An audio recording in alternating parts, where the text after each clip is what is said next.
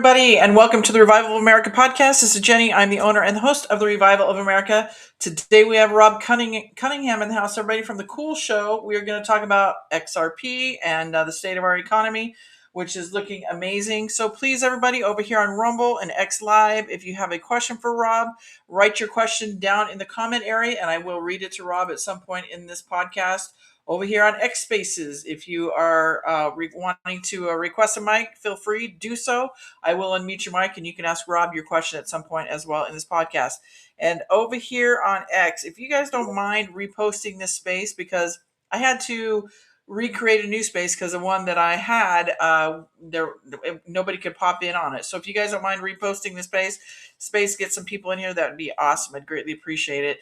Also, to everybody, please be careful who you listen to, who you follow, what you're putting in your mind. There's a lot of cray-crays out there, a lot of fakesters, and it's becoming more obvious on a daily basis, everybody. So pay attention to that, because those that were screaming the loudest sure aren't screaming very loud anymore, and their following seems to be dissipating, and a lot of them you're really not seeing as much as you used to. So again, I say that for a reason, because there are scams out there are agitators, there are trolls. They're still out there. They're coming in these podcasts, comment boxes, spaces, whatever it is, lives, and just trying to disrupt, push propaganda and bullshit lies.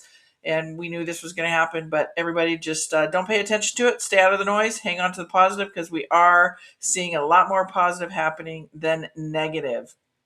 Two, if you come in late to the podcast and you want to listen to the replay or share it with a family or friend, we are being listened to in 150 countries. So please, you can follow the podcast on the podcast host or the social medias, which are iHeartRadio, Spotify, Anchor, Apple, Google, Breaker, POCKETCAST, Podbean, Riverside, Amazon Music. Social medias are Jenny JERREAD Facebook, at Jenny_JERREAD right here on X, at JJERREAD Rumble, at JJERREAD True Social, at JJERREAD Instagram, The Revival of America on YouTube, and The Revival of America over on Telegram. And please, everybody, I'm trying to centralize all of my emails. If you want to get in touch with me, if you have a question, whatever it may be about, please email me at therevivalofamerica@yahoo.com. I'll get back to you as soon as I can. It's just easier for me to get to you over on my emails, because I'm getting DMs from every area that I'm at, my platforms on the podcast host or my social medias. It's just easier. Please email me again at therevivalofamerica@yahoo.com. And then last, but certainly not least, everybody, if you have a story or a journey you would like to share, please send your submissions to troasubmissions@yahoo.com. I do vet this story, so give me a little bit of synopsis of your story, what you're trying to get out there and tell. I've had some whistleblowers come forward, and just everyday people that have been censored, haven't known where to go to share their story. Send them to me at troasubmissions@yahoo.com. Again, I do vet them, because guess what, guys? There are the shysters that want to give a fake story as well, just to get on a podcast. And you know me, I don't deal with bullshit like that. So if I believe it's a legitimate story, I will get back to you via email, and we'll get your voices and your story heard on the show. Because remember, it's your voices and your stories that are going to help shape this new world that we are coming into. And real quickly, before we go in with Rob, Derek Johnson is back, everybody. He is back tonight. He has taken a bit of a hiatus, because many of you know he lost his father, God rest his soul, and that was Derek's best friend. We have definitely missed Derek. He's become a great friend. He is an absolute warrior in this movement. And I'll tell you what, if you are not following Derek Johnson, you are missing out, because he has been spot on. And he is being vindicated big time. So he will be on my show tonight over live on Telegram. If you want to be a part of that live conversation, please feel free to come over there, check us out. Otherwise, and I will be streaming it through Rumble and X Live as well. So if you can't go over to Telegram, you can find us there as well. So please keep your prayers up for he and his family, because I know it's been a real challenging time for Derek. But I'm glad he's back. And I'll tell you, he's probably got a lot to say. So I'm super stoked about that. So with that, everybody, Rob Cunningham is in the house. And we do have about 90 minutes with him today, because I do have to prepare for Derek Johnson right after Rob. So welcome, Rob. How are you?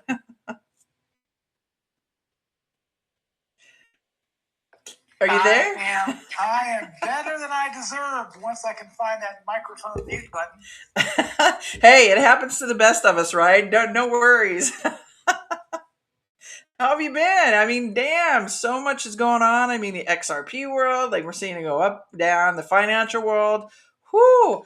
Like, you're like Derek Johnson. I'm sure you've got a lot to say. I've been watching your posts and resharing them, and a lot of great stuff. And I just love how you tie in all the positive, because you know me, I'm all about the positivity, right? I'm not the doom and gloom, the fear mongering, all that stuff. I love just how you bring God into it and you just bring the positive. I mean, it's really kind of common sense, but you really focus on that as well. So I really absolutely love that. You're doing a great job. So thank you. Well, thank you for your kind words. I appreciate that. I just I don't know if I'm blessed, afflicted, or just 4 standard deviations away from sanity. I'm not sure which one it is, but you know, my life has been a career with about 9 different systems, if you will, studies in mastery or fundamentals and avionics and or aviation, financial systems, spiritual systems, entrepreneurial systems, management information systems, political systems. I just kind of was trying to do an inventory of how am I blessed to be able to see things, and why am I cursed in the way I see things? And it's kind of a tongue in cheek, but I guess it's for me is if we live in a world of divine order and with a lawgiver that provided all the laws and principles, then it's really up to us to just sort of submit ourselves and humble ourselves and seek with all our heart, mind, soul, and strength. What are those principles? What are those protocols? What is truth? What is the divine order? And who's trying to fog the room and confuse us and put themselves in between us and God, and do the things that the money changers and control seekers and the people that want to make themselves bigger and more important than they are at our expense. So how do we lift the fog? See clearly. Walk with optics. And I think in essence that's why Jesus came. I mean, in essence, he basically came to just. I did a post earlier, sort of instead of a Declaration of Independence, I changed it a little bit and put a declaration of identity. If we don't get our identity correct, who we are and whose we are, we can chase 5,000 liberties. We can go after anything we want to do. We can be completely untethered from truth, not having any idea what our spiritual essence is, and be free to roam and chase every single fleshly desire and bank account and title of nobility and everything in the world, not hurt anybody, but just run around in this maze of accumulation and gratification. And we'll take our last breath and say, damn, is that what it was really all about? And we probably already know the answer that it wasn't. So here we are at one of the most, what I believe to be one of the greatest periods of recorded history, and that we're waking up. The Tower of Babel is falling right before our eyes. The Ponzi schemes cannot support the weight of truth and the power of humanity, and civilizational architecture cannot rest atop a Ponzi scheme. That's how that house of cards always falls. And we're living through one of those transitional periods where central banking and centralized media and centralized medicine and centralized power and centralized academia, all of these house of cards are collectively being brought down under the leadership of a man anointed and talented and courageous and experienced enough to be able to shine a light on all of it, to see it and understand it, wake us all up, and generate a board of peace, generate a decentralized monetary system, end 9 wars now as of yesterday. Hopefully he'll have ended 10 when the Ukraine and Russia situation is resolved. Not bad for an 80-year-old dude. Get rid of 10 wars, create the Abraham Accords, reevaluate all the currencies, replace the Rothschild banking system, and give us a fair, honest, equal weight and measure monetary system that connects the whole world so we can live in liberty. It's not bad for a crusty old orange man, is it? Now, you know what? He is doing a hell of a job. That is for sure. And, Rob, can you maybe kind of talk a little bit about, and everybody, again, for those of you that are just joining us, if you guys don't mind reposting the space, because I had to create a new space because the one I had originally created wasn't allowing people to come in here. So if you guys don't mind reposting it, get some more people in here, I'd greatly appreciate it.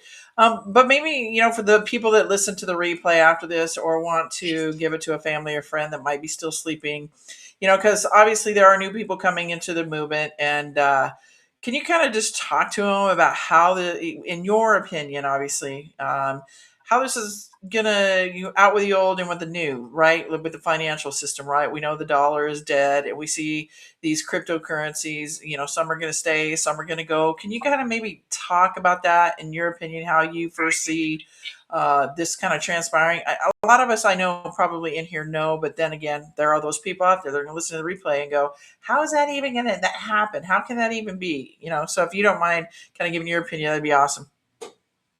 No, yeah, sure, I'm happy to. Sometimes I think it's maybe important to start with fundamental first principles first. Okay, so what is money? What is a money system? Money is merely, at its essence, supposed to be a trust system. It's a trust system where there's nothing but credits and debits. I owe you and you owe me. No matter what form that takes, credit card, mortgage payment, car loan, stocks, bonds, options, derivatives, however you label it or call it, um, um, it's a credit or a debit. And it has to be an honest credit and an honest debit for trust to be preserved. So the age-old question is, who gave who to what, when, under what terms? And is it going to be honored? And is it going to be repaid? And who's going to keep the ultimate record? If I have a farm with a bunch of chickens in it, and you have a car repair shop, and I agree to trade you chicken eggs to fix my car, well, that's an exchange of value between two people. And who writes it down, who preserves it, who makes sure that the value is mutually agreed upon between the two parties, and that the terms of the exchange are honored and respected. That's all it is. Money is a measure of what two people agree has a value. But that value has to be constant, has to be honest, it has to be real, and it can't be perverted or diluted or changed. So China can't go into an agreement with America, and America offers to sell, 40 Boeings and at a certain price, and China wants to pay us in, their currency of a certain value. And as soon as the ink's dry, they go and double their currency supply and give us Chinese currency that's worth half as much as it was the day we signed the contract for the Boeing jets. They basically just stole 50% from us because they gave us more worthless currency, but we still gave them 40 jets. That's called currency manipulation. That breaks trust. So now the question is, how do we solve the issue of trust, honest weights and measures, honest ledgers, mutual consent, and accountability between two parties that are exchanging value between one another? You can scale that up to 7 or 8 billion people, or however many people are on the planet today, and that's the question doesn't change. Who's the banker? Is it a local banker? Is it a sovereign banker? Is it a central banker? Is it an NGO banker? Are they being honest? Are they keeping the books correctly? Are they floating our money for 7 days? Are they deflating the currency because they're over printing the currency? Are they lying to us but telling us that they're here to help us? If we go all the way back 2,000 years ago, Jesus flipped over the money changer tables because the money changers were a cartel.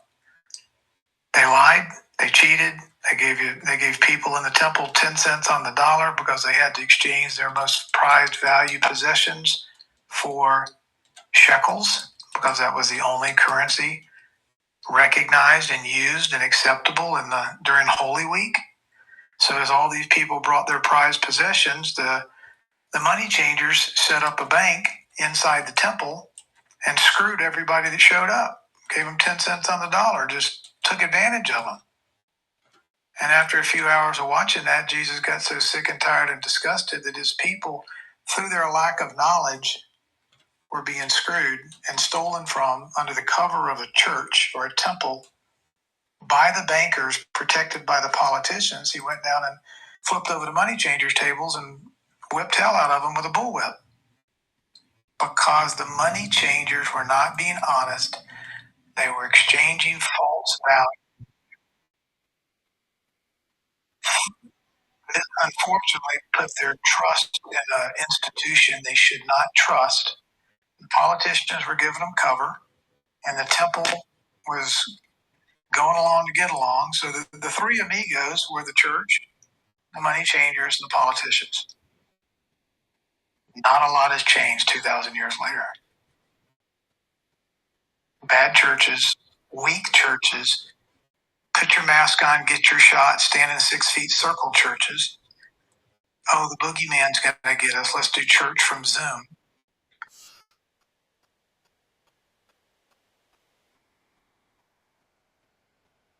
Let's lock arms with the governmental institutions and the money changers and the IRS and tell our sheep that it's moral for them to go get that shot. That they should honor and pray for their noble leaders like Biden and Obama and Fauci and Gates, and do the right thing. Just embrace groupthink and go get that poison in your body. God will take care of you. The Bible says you should honor your elected leaders. So we got to this point through slow submission of letting go of our individual responsibility to humble ourselves and seek truth and wisdom with all our heart, mind, soul, and strength.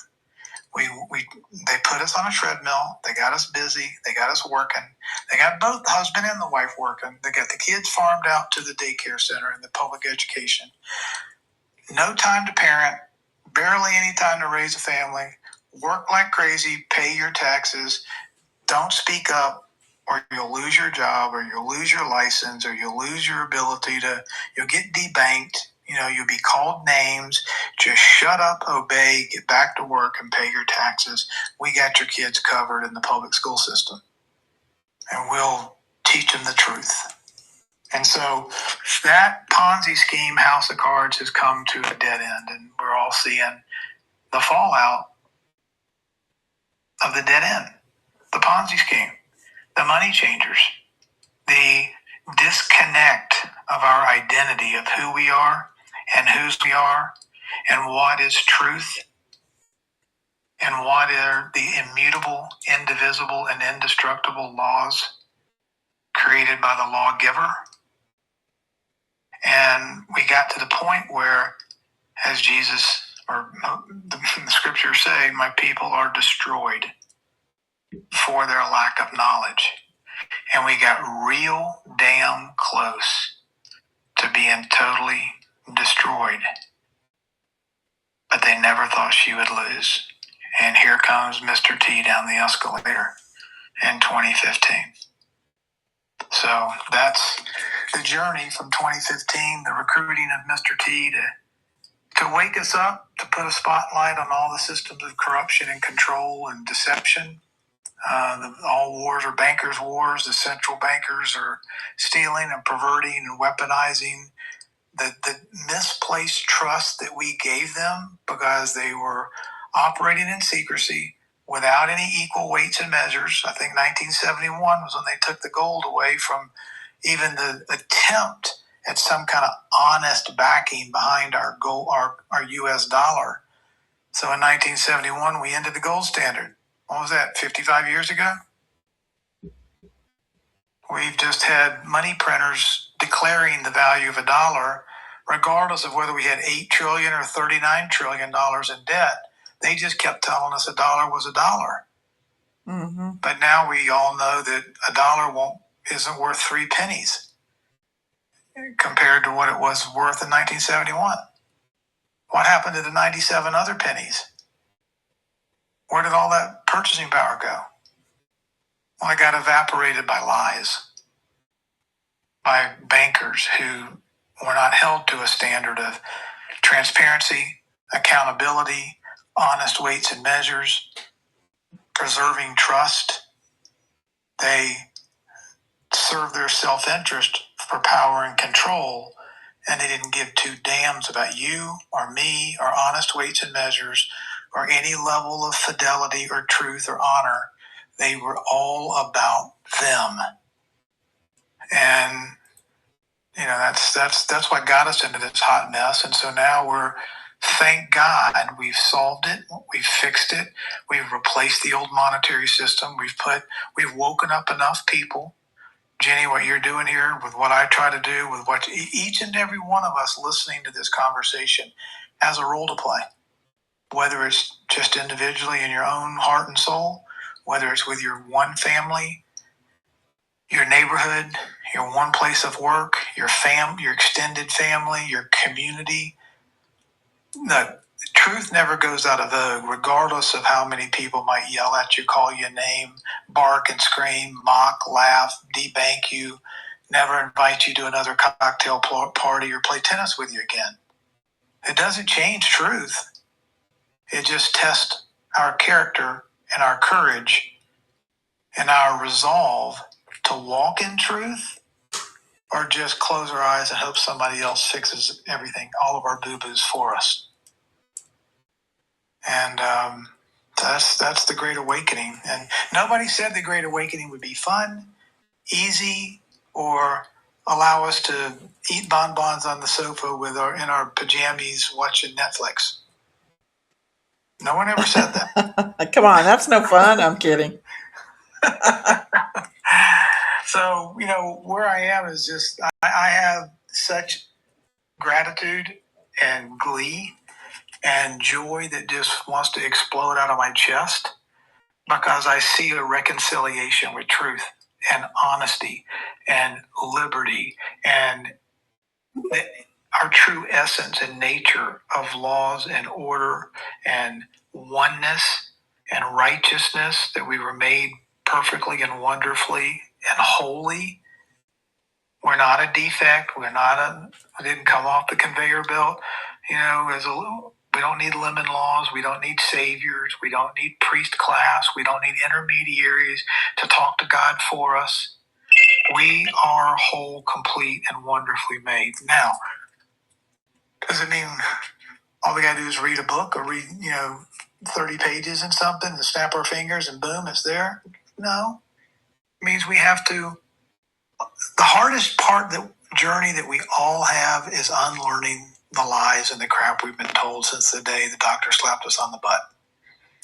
It's overcoming the indoctrination, the propaganda, the trust and the traditions, the man-made systems and institutions, and just default programming that we've all experienced because everybody's doing it. That's just the way it is. Don't speak up. They'll call you a weirdo. They'll call you a Q-tard. They'll call you an insurrectionist. They'll call you a white nationalist. They'll call you a racist. You can't have that. If you don't leave your borders wide open and let the government spend anything they want and identify as many genders as they want, you're homophobic, transphobic, white nationalist, domestic terrorist, and we're going to have to debank you. I mean, if we don't see how crazy the animal house has become, this is a living manifestation of Newspeak from 1984 and Animal Farm. And we are getting a living experience of every single thing that the scriptures talk about in all the different areas of Rome and all the reasons and cults and Pharisees and traditions and power seekers and all the debauchery that happened 2,000 years ago, I would say doesn't hold a candle to the debauchery that we have today. Agreed. But the principles are the same. So, XRP Palm, I'm going to unmute your mic again, but if you have a question for Rob, please raise your hand, and then I will call on you here in a moment. So, Rob, what do you think? Obviously, we're going to go through some transition here when it comes to the financial world and the crypto world, right? Obviously, nobody truly knows exactly how it's going to happen, but you have a good insight to what's going on, and what do you foresee? Obviously, we know it's the golden age. We are coming into greater, brighter days than we've ever seen, but we are tearing down that old system to bring in the new system. How does that look in your opinion? I kind of have an idea for my opinion, but for the audience, what are your thoughts? Hold on just one quick second. I'm sending a super fast message to she who must be obeyed because she doesn't know where I am, and I'm letting her know that I'm on a Spaces call. I love the her. What was that? Her tagline? Her title. Oh, damn! The priestess. Oh, I love it. So, look, the beautiful thing about XRPL and the XRP and the new monetary system is it's built on protocols of trust, transparency, and math. That's it. It's taking the internet of communications and data and building it for an internet of value. It started being built, probably well before we even know it, but Bitcoin white paper was released, I think, in January of 2009, the very month the Hawaiian Messiah was sworn into office, the one that wanted to fundamentally change everything about America and its Constitution because he was such a patriot, right? So here comes Bitcoin white paper in January of 2009, and look, it's a great mathematical model, and it is a brilliant thing to observe. It was the narrative creator that launched the whole idea of decentralized protocols and mathematical absolutism, proving something of value without a reliance on a third-party gatekeeper. It honored the protocols of validation and mining and verifying, the two parties in a transaction and ledgering that transaction on the blockchain network. Did it have limits? Sure. Was it expensive? Sure. Has the mining become concentrated? Absolutely. Does it require a lot of energy? Yes. Does it allow smart contracts and transactions per second that are necessary for civilizational architecture to adopt? Not a snowball's chance in hell. Okay? But it got us started. Just like Netscape's Mozilla was the first web browser back in 1996 or whenever it went public. Okay, but I think we're at Google's web browser 36 or 38. Okay, just because something's first in technology does not mean it's the best. If that was the case, we'd still be driving a Model T car. Okay, so XRP Ledger was developed by some of the same people that helped build Bitcoin, but saw the inherent limitations and lack of scalability and the inability for Bitcoin to do what its vision or its hopes that it could accomplish by the original founders. So some people broke off. They created the XRP Ledger. It's important for people to understand nobody owns the XRP Ledger except the world. It's public. It's not owned by Ripple. It's not owned by the United States government. It's not owned by any corporation, a non-government organization, a sovereign entity. Palantir doesn't own it. Peter Thiel doesn't own it. The Intergalactic Space Federation doesn't own it. No one owns it. The XRP Ledger, if you will, think of it as one big giant universal QuickBooks. And anybody on this Spaces call, me and Jenny, my wife and I, could start a business tomorrow, decide we're going to build it on top of the public domain XRP Ledger and have at it. No license, no regulation, no permission slip required. Now, do we have to conform to the rules of the road? Yes. Do we need to get a permission slip to start developing on it? No. Well, that's important because the XRP Ledger is an asset available to all of humanity, all 195 countries, every treasury, every bank, every institution, and every individual. The XRP token is something totally different than the XRP Ledger. It is a cryptographic utility token designed and built around the designers and builders' masterful understanding of the capabilities of the XRP Ledger. Two different things. It's like Amazon is the network,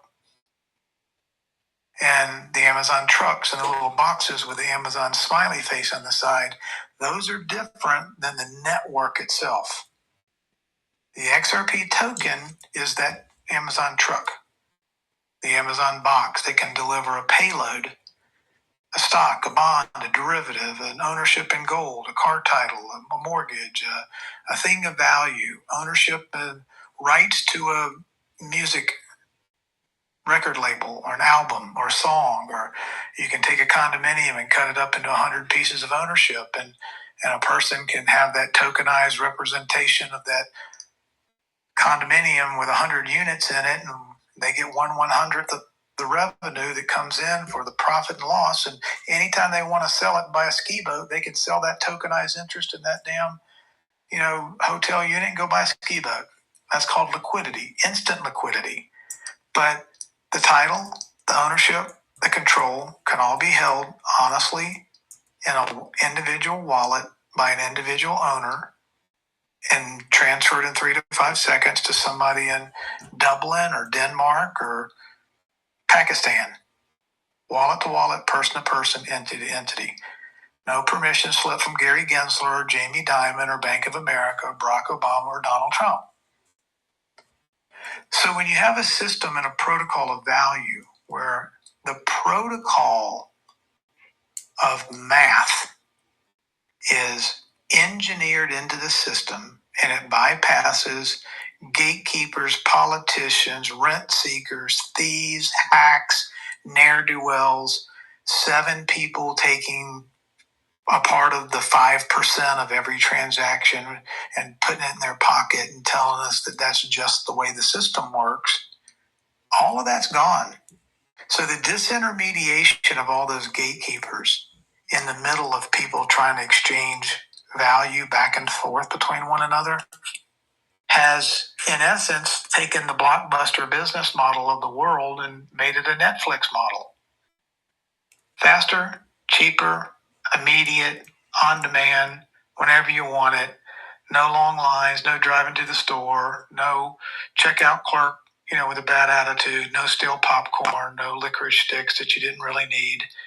None of the no late fees because you took too long to get it written. None of that crap applies in the new world of instantaneous, the internet of value world that runs on protocols of mathematical validation, transparency, and accountability. Collectively, that's called trustlessness. Trustlessness means I don't, in Gary Gensler or Barack Obama or Jamie Dimon or the City of London or the District of Columbia or the CDC, I trust. We don't have to say those words anymore because we can live based on me sending money to Jenny and Jenny sending money to me. If Jenny says no or I say no, the contract doesn't happen, nothing transpires. No one can force me to send money to Jenny. Jenny can't force me to, do a deal with her. But the mutual consent, if she agrees and I agree and I want to exchange money back and forth and she accepts it, all of that can be documented and recorded and verifiable, closed, settled, done in seconds. And in 1,000 years from now, that transaction will still be on the record on 300 different decentralized servers that have 300 different versions of the ledger that no one can cook and destroy and delete and get rid of or hide so that they can avoid accountability. It happened because Jenny and I said it could happen. So these are those. And let me just finish this. This is the reason this is important. The reason it's important, mutual consent is the highest form of moral law in the universe. Jenny is a sovereign made in the image and likeness of God, and I am a sovereign made in the image and likeness of God.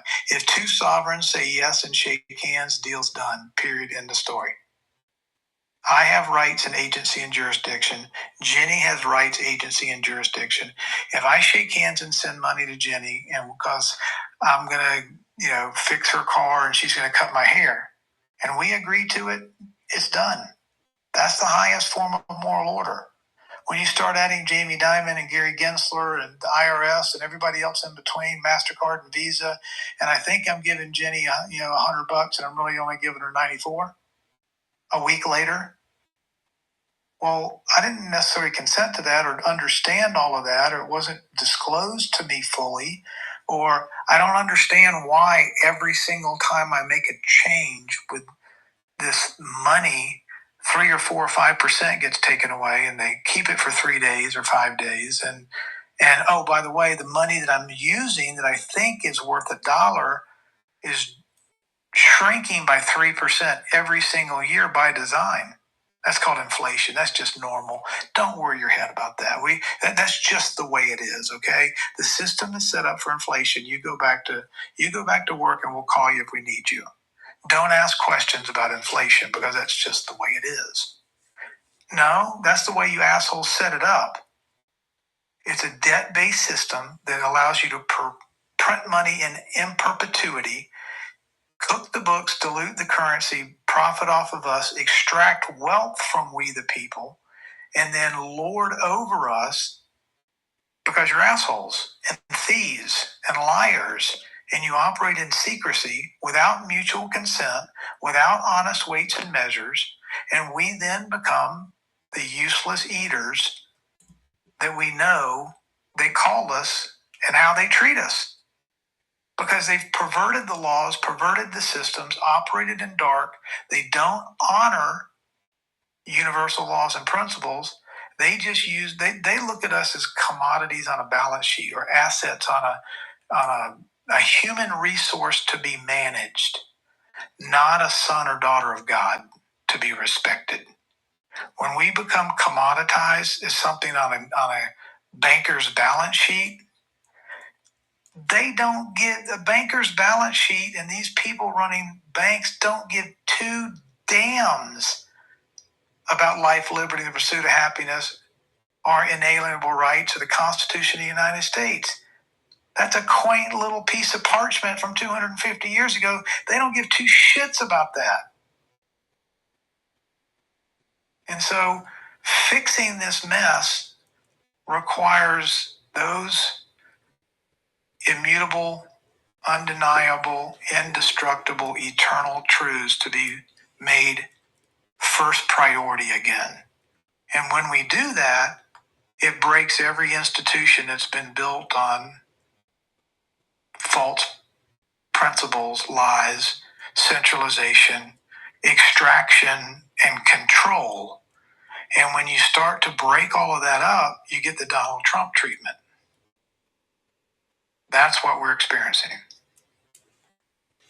And so what you're talking about here, for everybody that's out there new to this or listening, it's the peer-to-peer contracts. It's smart contracts, right, Rob? It's where you and I make the contract, and it's between us.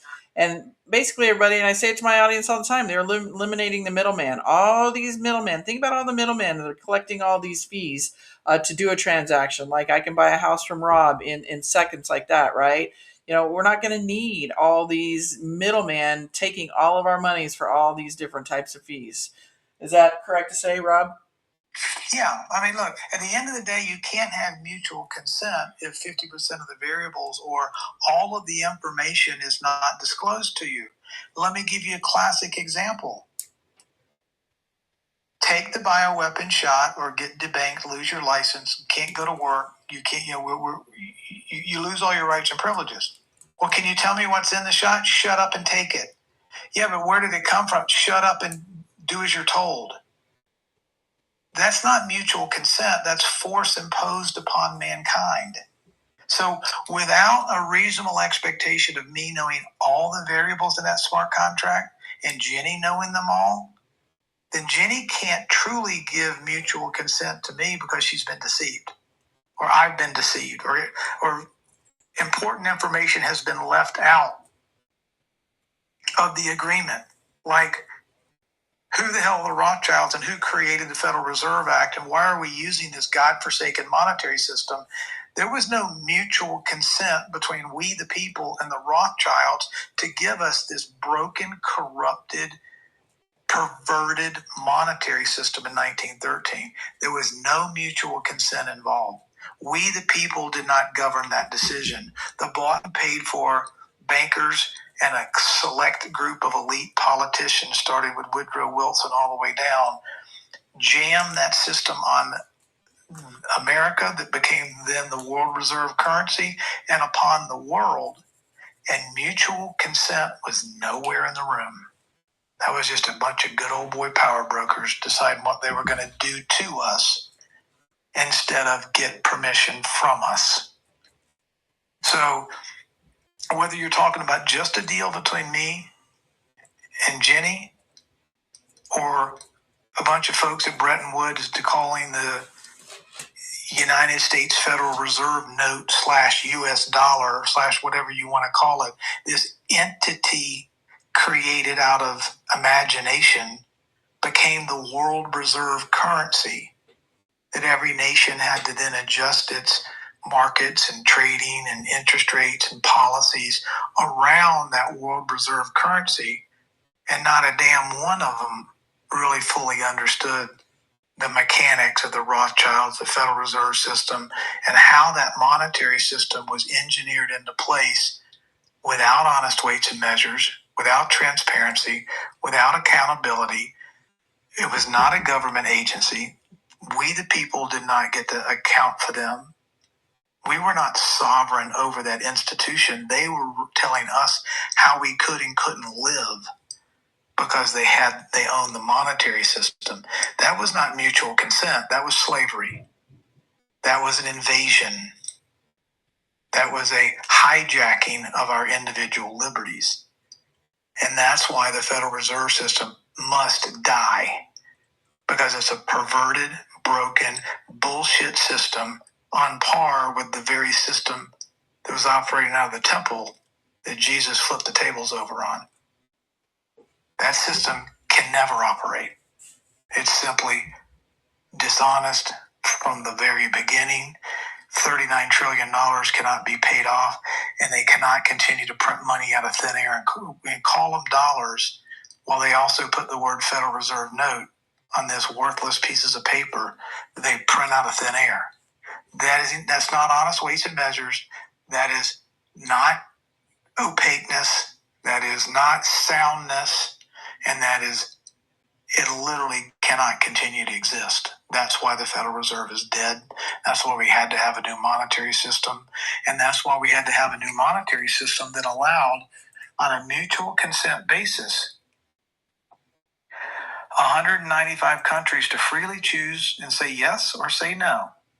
Would you like to use this system, this open source QuickBooks, XRP Ledger, mathematical system that the whole world can look at and verify and confirm what's true and what's false and what happened and what didn't happen? The ledger is honest, the transactions are honest, and you can't operate on the system unless you're operating from honest weights and measures based on a standard that applies to everyone the world over. No one is forced to use this system, but through agreement, through tariffs, through trade agreements, through reorganizing their individual monetary systems, if they freely choose to say, I don't want to play with a majority, I'm not going to accept this system, I'm just going to go on my own, then those entities, those nations that made that decision would lose out on the ability for interoperability and fast free exchange between their neighbor states and nations around the world. And their people would not be able to operate with wallets, point to point, person to person, entity. It'd be like, who wants the internet? What if 20% of the people go, nah, not for me, I don't like that internet thing, I'm out? How many people would be able to remain in power if 20% of the nations decided, nope, we're not doing the internet here? That's in essence the parallel of what's happening with the new monetary system, with one caveat. Here's the beautiful part of the Internet of Value, open, transparent XRP ledger that's owned by no institution and no nation, is all of these 195 nations can say, okay, I'll agree to that. And they don't give up 1 ounce of their national sovereignty. They don't have to live underneath the boot of the Rothschilds. They don't have to have a world reserve currency. They can print their own currency. They can budget however they want to budget. If they don't believe there's more than 2 genders, they don't get punished. The SWIFT network doesn't get weaponized against them because they don't agree that there's 47 genders. If they don't want to have Gay Pride Month and LGBT and wave the flag, they don't want to be ostracized politically and their capital markets shut off because they're not going along with the groupthink, there is no centralized agency in the world that can cut off a nation's sovereignty from the ledger because nobody owns the ledger. The protocols are the protocols. We don't have to go from a world reserve currency in America to the Japanese yen world reserve currency, or the Brazilian world reserve currency, or the Chinese world reserve currency, or the Russian world reserve currency. We're going from institution of corruption to mathematical protocol of transparency. That is what is unlocking the world, allowing us to live and let live and be free and operate in exchange value globally in 3 to 5 seconds on a mutual consent basis without any World Economic Forum, Klaus Schwab, George Soros, City of London, Federal Reserve, or any other asshole organization deciding what math is politically correct and what math is not allowed. What value exchange can happen based on how you voted and what can't. There is no centralized authority the world over that decides whether value can go back and forth between 2 parties. The protocol will be built in that allows, that's inspectable protocol, that is inspectable by we the people, that can hold the people accountable, that write the rules to the protocol. If we don't like the people that are writing the rules, we fire them. But no institution can weaponize the entire ledger and take control of it the way the City of London and the Federal Reserve has taken control over planet Earth because they own the world reserve currency. Does that? I hope I didn't go too long. No, you're great. No, I love that you're very detailed like this because a lot of people don't understand it.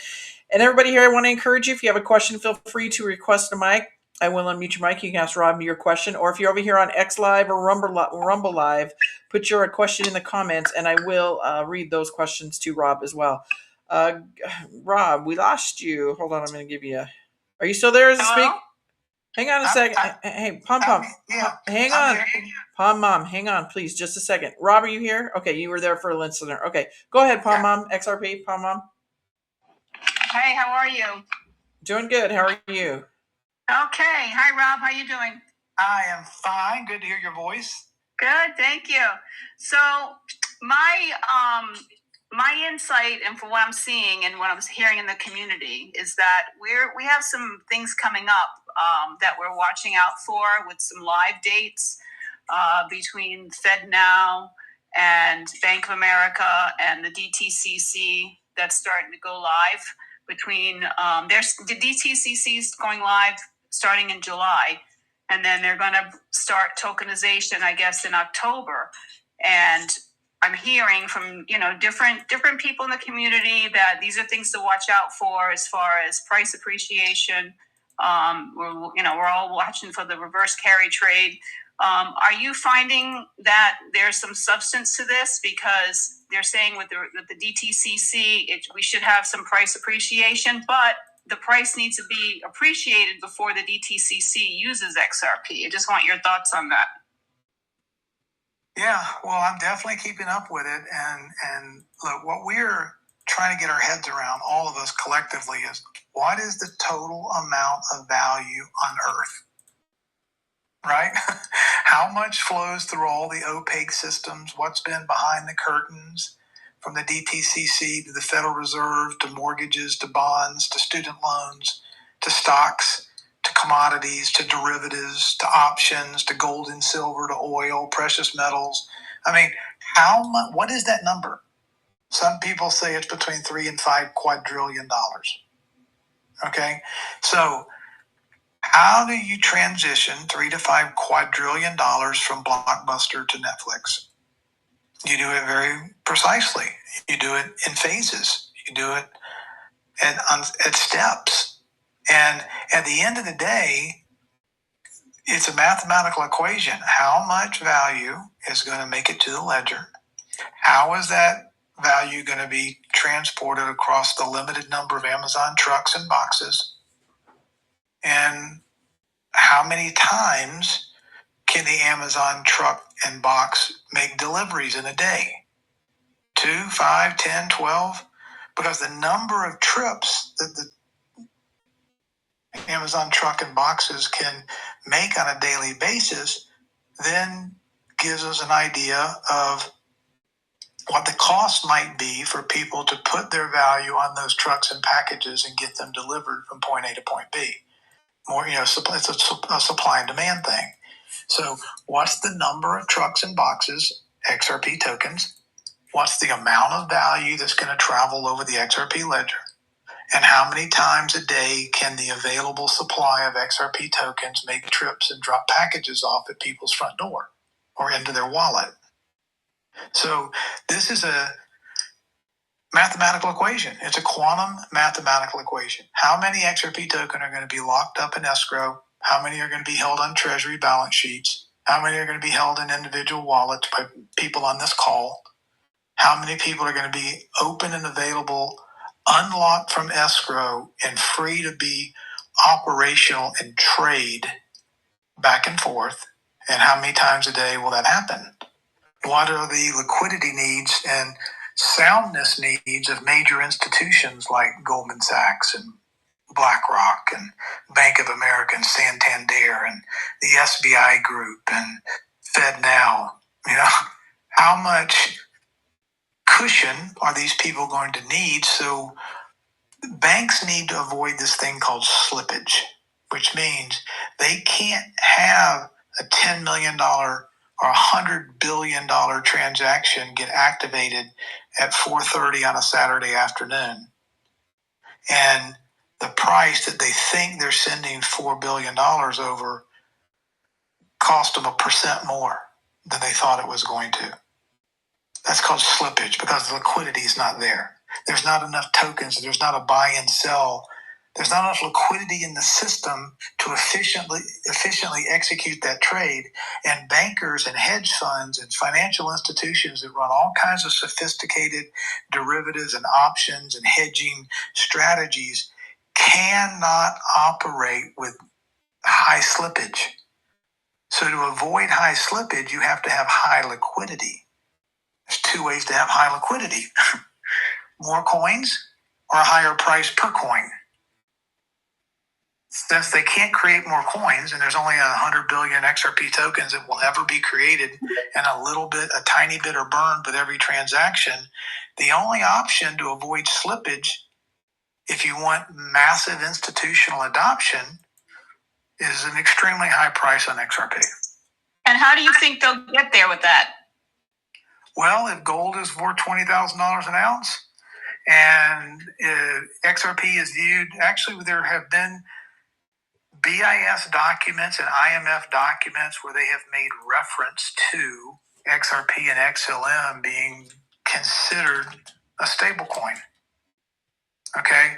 You have to realize what a stable coin really means. Is something of value, is something that holds its value, but we're talking about something that holds its value over a 3 to 5 second period of time. Have we seen XRP stay in a range for 3 months at a time between $1.05 and $1.15, or 50 cents and 40 cents for a year?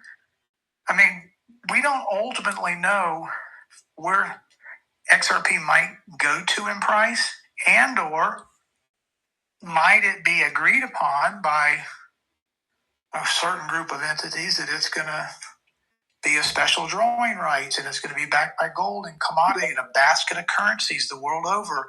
And if XRP goes to 10 grand, and then they take a look at the value of XRP every year or 2 years and decide, well, now we need to make it 15,000 or 20,000. Maybe there's I don't know all the answers, but what I'm saying is we have to have ample liquidity. XRP has to be a high price. It cannot be $1.50 or $1.20 or $1.18 or whatever the hell the price is. It has to be a high price if it's going to be effective at the mission for which it was designed.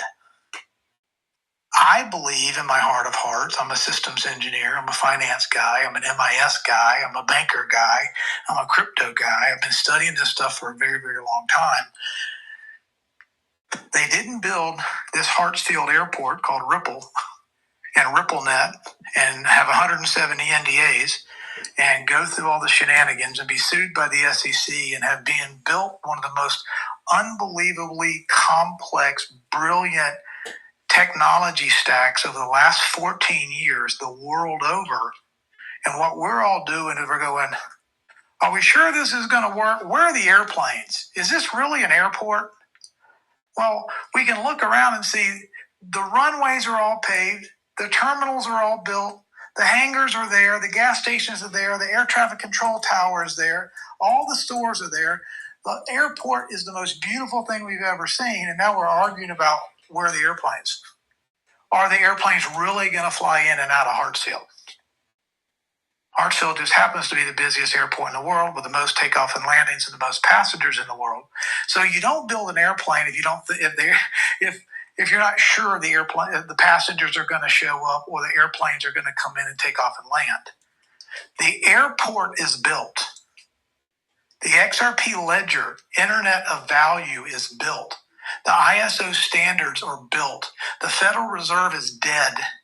Fake money is dead. The Abraham Accords are upon us. The Iran war is over. Honest weights and measures so that things can work on an Internet of Value, math-based protocol, that is already in existence today. The question is, are we going to have sound-backed dollars and not Federal Reserve notes? We know that's happening. This is merely a question of timing. How does our sound money replace the old Federal Reserve note and transition away from the blockbuster system of opaqueness and onto the XRP ledger? That's it. That's our only question that we should focus ourselves on. Everything else is a distraction or a ideological argument, or somebody trying to call us conspiracy theorists or haters or whatever. This is a mathematical systems engineering problem. America and China alone, just those two countries, when President Xi and President Trump met, they were sitting at a table. They represent 47% of GDP of the world. Two men, almost half the gross domestic product of Earth. There's not going to be a world reserve currency dollar anymore, and there's not going to be a Chinese world reserve currency. They were at that table talking about what civilizational architecture, trade and commerce and business is going to look like over the next 50 to 100 years. They weren't there just playing nice. That meeting in China with the titans of industry in every industry of the world was tantamount to the bankers that met down at Jekyll Island in 1910 to invent their brand new system called the Federal Reserve.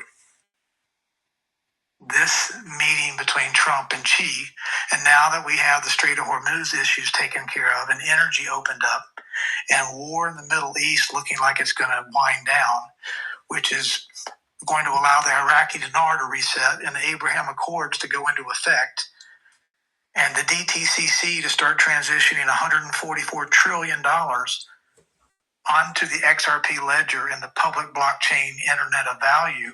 They're going to start it in July, and they're going to go full adoption in October, 3 months later. The DTC is moving forward regardless of the Clarity Act. They don't give two damns. The DTC they are such a colossal, large, massive, global entity. They cannot sit around and wait on the peculiarities of whether the politicians in DC are going to pull their head out of their rectum or not. They're moving forward whether the Clarity Act passes or not. But I believe in my heart of hearts, the Clarity Act, I guarantee you, I believe it will be signed on the 4th of July, or a day, maybe a day before, but it will be signed before the end of July. Thank you, Rob. All right, everybody, if you have a question for Rob, feel free to request a mic. John, I see you requested a mic. Go ahead. And then after John, numero uno. Go ahead. Go ahead, John. Thanks, Jenny. Thanks for bringing me up. Good to see you. Of course. Hope all is well. Rob, always a pleasure, my friend. And you just put the biggest smile on my face. I love it. You partially answered one of my questions. So I have two, if that's okay, and I'll be brief with the first. Yeah, go ahead. Thanks. So I put something in the chat, and I don't hear a lot of chatter about this. And I feel it's important, and I don't know what you know about this, and I'd be curious your insight. So Crypto.com had partnered with TMTG, which is Trump Media and Technology Group. They developed what they called the CRO Treasury, and they inserted $6 billion, and it's being held into, let's just say, kind of like not a trust, but similar, right? It's being held right now. So the third party that's holding this and responsible for this is listed on the stock exchange, by the way, and it is kind of a series of time frames that go through, and all the information's there, all the SEC docs and everything are there, and a lot of the info is available on crypto.com. But how do you, I guess my question is to you, are you familiar with it? And if you are, how do you see this playing into a role of the Treasury? Is it a part, or is it a bigger baseline component? Well, John, I think this is a great question for framing and context and optics more than anything else. Let's for a second, let's just pause on the specifics of this and ask a broader question. Is there any such thing as scarcity? Is there any real limits to quantum omnipotence, omniscience, omnipresence, and human creativity? We were told to create and multiply and be fruitful and steward the world. So if there's an infinity to what can be created as Nikola Tesla talked about, energy, vibration, frequency, and Jesus talked about, we're not limited in any way, shape, or form. We're made in the image and likeness of God. And if God is omnipotent, omniscience, and omnipresence, then we have derivative access to omnipotence, omniscience, and omnipresence. That being said, an institution like this, there can be a million of them. They can all be valid as long as they adhere to the protocols, as long as there's sound money involved, as long as mutual consent is involved, as long as stable coins are existing, as long as truth is, part of Trump's media and technology group, right? TMTG. So there are no limits to math, right? There's no final number. Math goes to infinity. Creativity goes to infinity. Abundance goes to infinity. If we don't have to ask anyone for permission to do something like this project that you're showing me here, if it comports to protocols and truth and mutual consent and stable coins and mathematically verifiable and accountable operations, those are the questions we have to ask ourselves, not whether who knows who and who's got a secret as to whether this is going to get slotted into the approved system or not.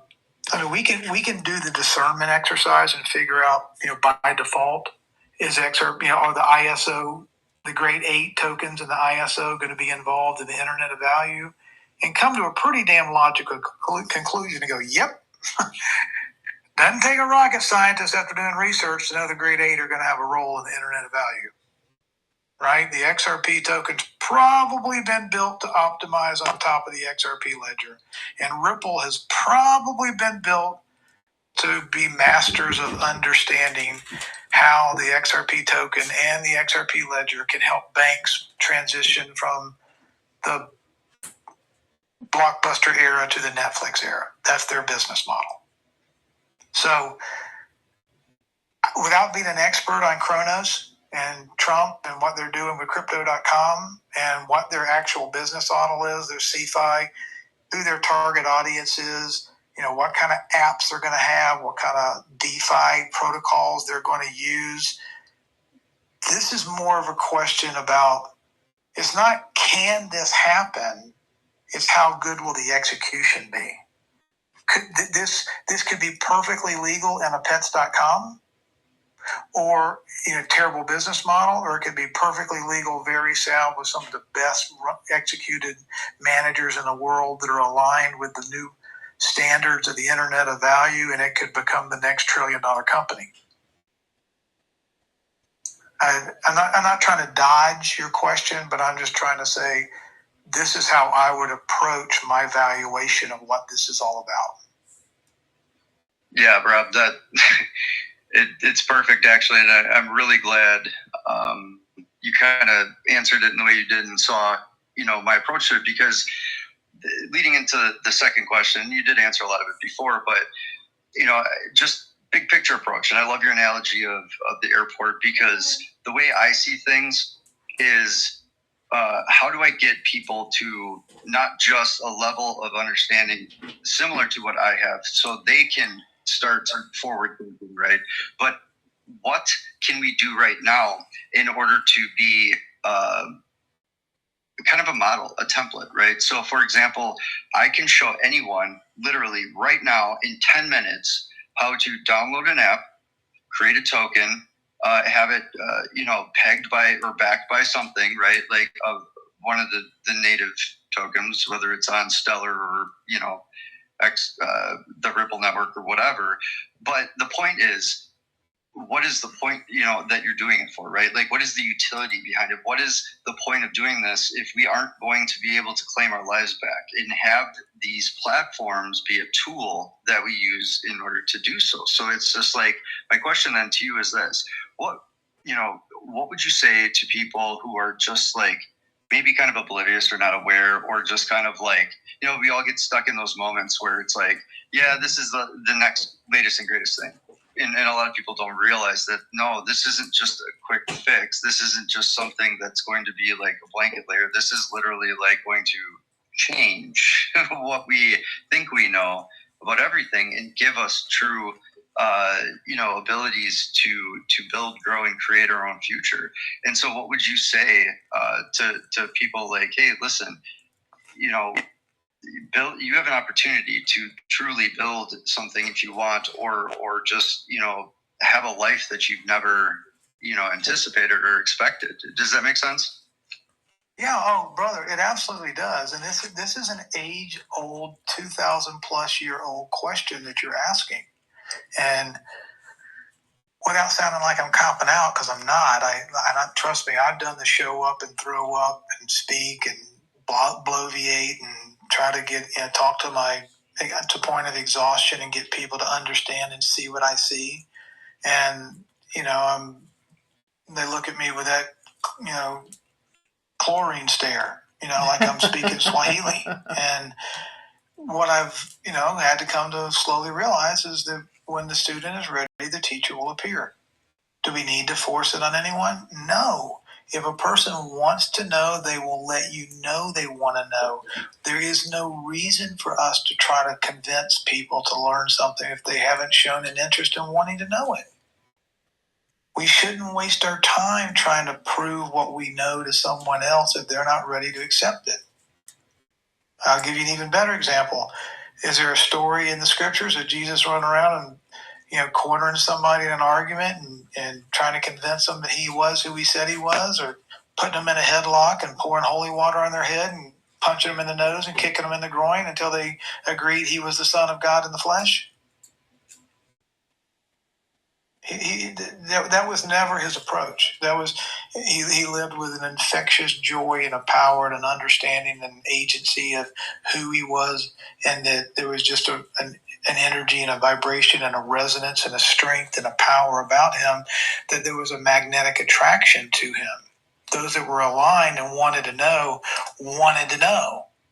But he didn't force himself on anyone, nor should we force, or even though we want to, because you know what, we're excited, we're good people, we want other people to flourish, we want other people to have abundance, we want other people to see what we see.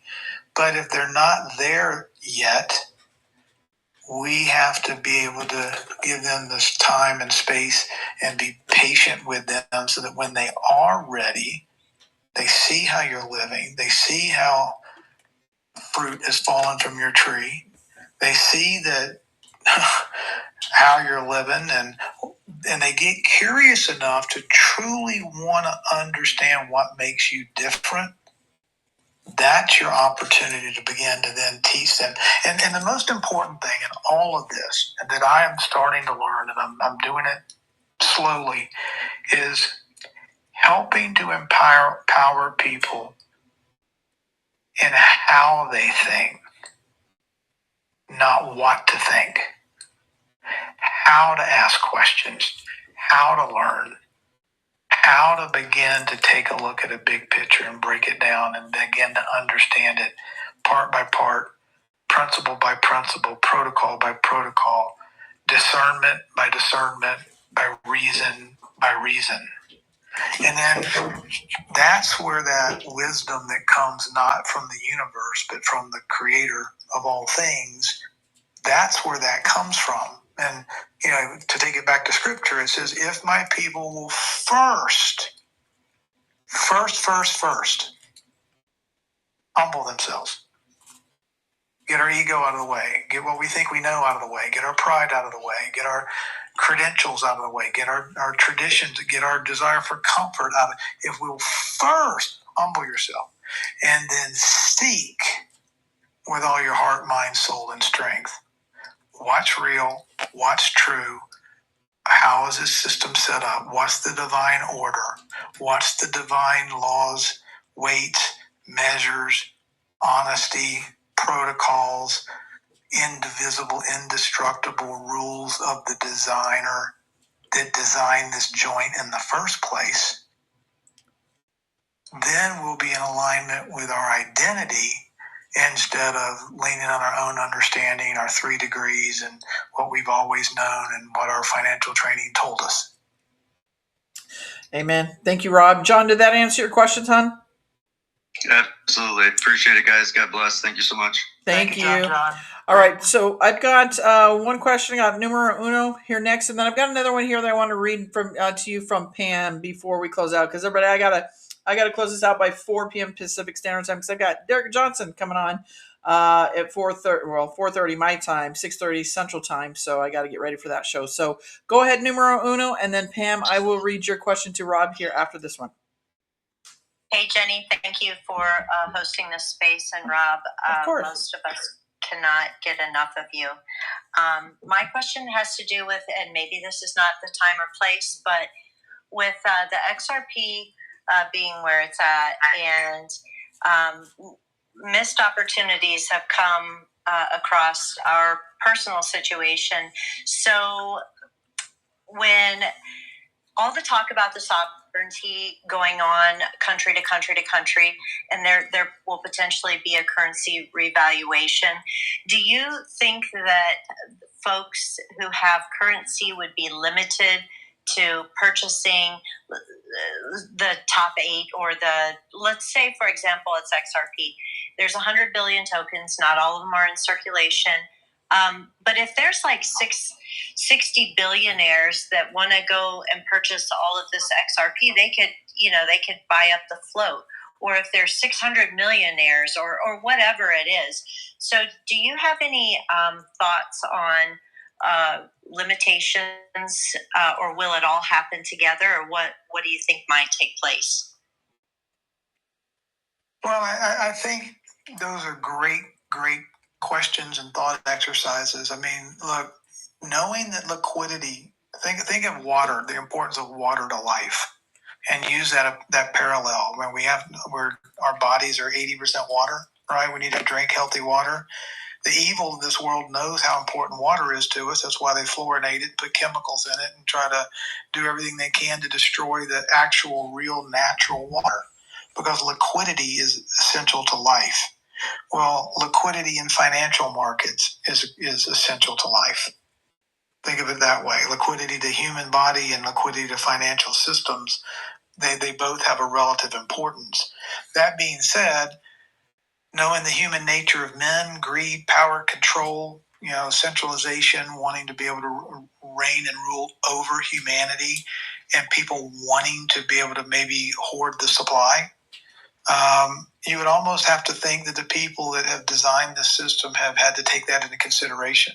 And if so, why are there 55 billion XRP in token with, in escrow, with 1 billion being released every month, and those that don't get bought go back into escrow in the back of the line, and it's regulating this release of escrows so that not only can markets have access to it, but then you have a slow, if you will, constant waterfall of new unlock happening into the world's economy instead of it just being able to be bought up willy-nilly.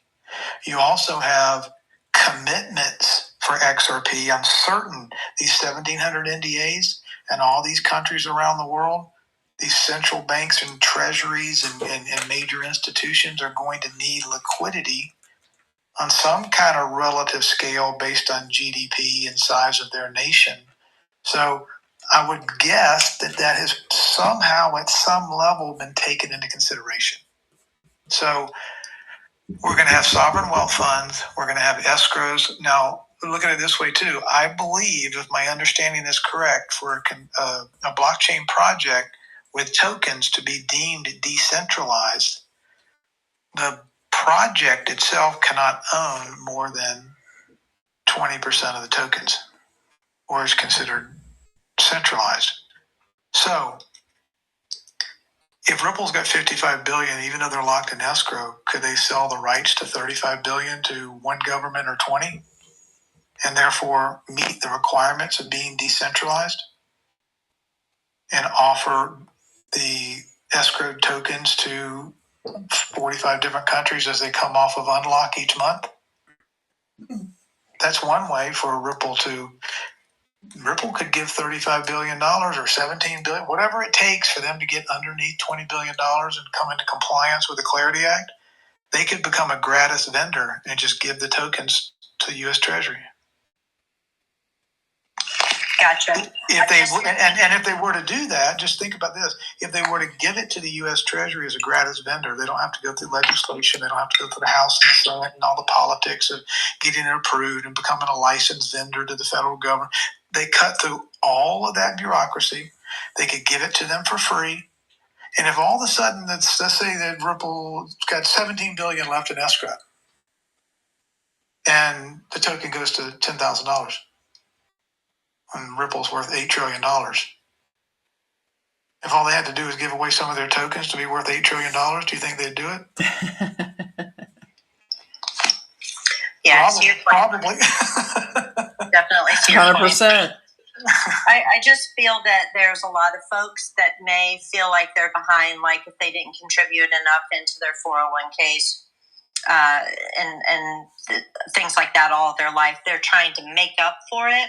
And here before long, hopefully, the people of the United States and across the world will have that level playing field we're all searching for.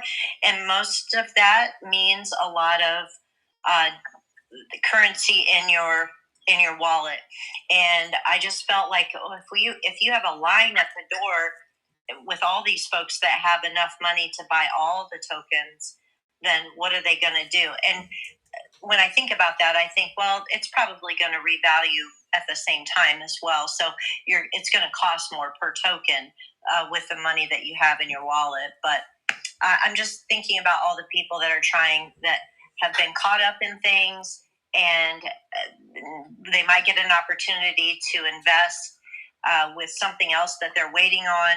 And will that be allowed to be able to put a grip of money into XRP? Do me a favor. Those are great questions, and I hear your heart. I know exactly why you're asking the questions. Do me a favor. Everyone on the call, if you would, do me a favor. Jot this down or make a note or type it in. NCA.org. NCA stands for the National Cryptocurrency Association.org. Is a very cool website. It'll show you by state and by voting district how many people in America own crypto in each county. You can click on Georgia and look at my county and go, 286,000 people own crypto. Or South Georgia, there's only 43,000 people that own it there. There's only 1,200 that own it in that county. 1 in 4 Americans own crypto. About 3% of the people in America own XRP. And about 0.3% of the people on Earth, or 0.03%, own any XRP. But why is this important? This is a website that you can send to your grandmother, your next door neighbor, your 17-year-old child, and just invite them to please check this out. Crypto and digital assets might be bigger than you think. Don't take it from me. Just go to nca.org and spend 10 or 15 minutes while you're having a cup of coffee and look around. Thank you, Rob. Sure. Thank you, numero uno. Jenny, No, I gotta. thank you so much for the space. Oh, okay. No, you're welcome. Rob's coming on. I'm trying to get him on at least once a month, and if I can get him on more, then definitely I'm gonna try to do that. But his schedule, my schedule, everybody's schedule, we just gotta it's gotta permit, right? But thank you for your questions and thank you for being here. Okay, here you go, Rob. Here's our last one because I got to close it out because I got to get ready for Derek Johnson.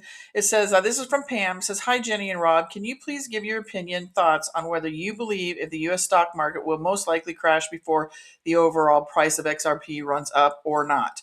Thank you for your insights and your share. No, I don't. I think that merit will be something that will prevail on the other side. You would have, think of how many times in the last year and a half President Trump has touted the stock market all-time highs. To pin his reputation and credibility and success to a stock market number, how many times we've had ultimate highs, to then only know that when we switch over to a new quantum-based internet of value, that the stocks are going to go to zero and he's going to look like a clown. Especially with the midterm elections coming up and the fate of the United States and the fate of the world coming up in 3 months. What if we were to sign the Clarity Act? We had a whole quarter, just 3 months between the signing of the Clarity Act the Abraham Accords, revaluation of precious metals and currencies, and a stock market going to all-time high with what we've seen with SpaceX, and then an election coming up in November, 3 months after the Clarity Act is signed, or shortly, or a little more than 3 months. I believe with everything that's going on, the Supreme Court rulings, the gerrymandering being ruled illegal, same-day ballot, if we have to go EO because it's a national security infrastructure issue, or we just, for whatever reason, we have all of these illegals exported out of the state. The voter rolls have to get cleaned up. Same-day voting, proof of identity, proof of citizenship, gerrymandering districts. We should pick up 17 or 18 seats just in the southeast United States because these gerrymandering districts are being rewritten as we speak. I don't believe the midterm elections are anywhere as close as people are trying to scare us into believing that they are. But that being said, if we have a switchover and we have a roaring economy and we have metals at an all-time high and crypto at an all-time high, and the economy has been cooking for a full quarter before the midterms, we may have an 80-seat lead in the damn House in the midterm elections. I'm not buying into the fear that, oh my God, the stock market could crash. Because again, a good company is a good company. The valuation of those companies, if the money becomes sound, will more than likely lock those companies in the value that they're at, or somewhere relative to. Here's the other thing. Let's assume that the stock market went down 20% and our cost of living went down 60%. We've still got a relative increase in net worth. So I don't live on a fear-based adjustment. What's this going to look like? Are the stocks all going to fall because we're going to pull all the fake money out and replace it with sound money?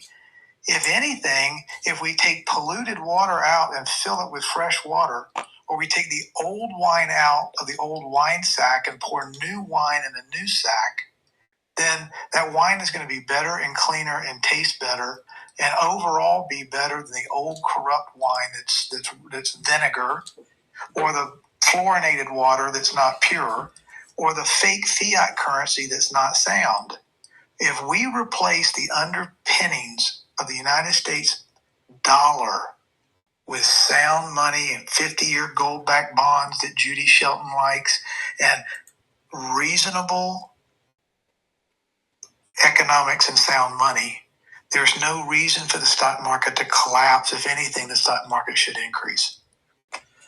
Thank you for that, Rob. And everybody here, thank you for joining me. I apologize, but I do have to get over onto Telegram, and I will be streaming Derek Johnson live here through Rumble as well as X live. So if you can't join us on Telegram, you can listen to it here on X and Rumble. Rob, thank you once again for being here. Again, if we can get you on a little bit more often, because we're seeing a lot of changes happening, and I think as we move forward, your knowledge is going to be very well needed, because, as you say, a lot of people do not know about crypto, understand how the crypto is working. It is definitely a niche, like you say. So, but yeah, we'll talk on the back end. But like I said, everybody, he's normally here about once a month. But like I said, come over for Derek Johnson. And then Wednesday, I'm going to have SGN on over on my Telegram live, but I will stream it through Rumble and X Live. I will have Silk on at 9 p.m. Eastern Standard Time. We will have Dallas from PPN, Everything RV News, and then Rick Anson, Brain IQ Health, Alternative Healing, and Ageless Peptides. So with that, everybody, I want to say hello to Alpha. He did pop into the room. I apologize you came in late. You're tardy, my friend. But maybe we'll see you over here on Derek Johnson's show. With that, everybody, God bless you, and we will talk soon. Thanks, Rob. Have a great night, everybody. Thank you, Jenny. Thank you, everyone.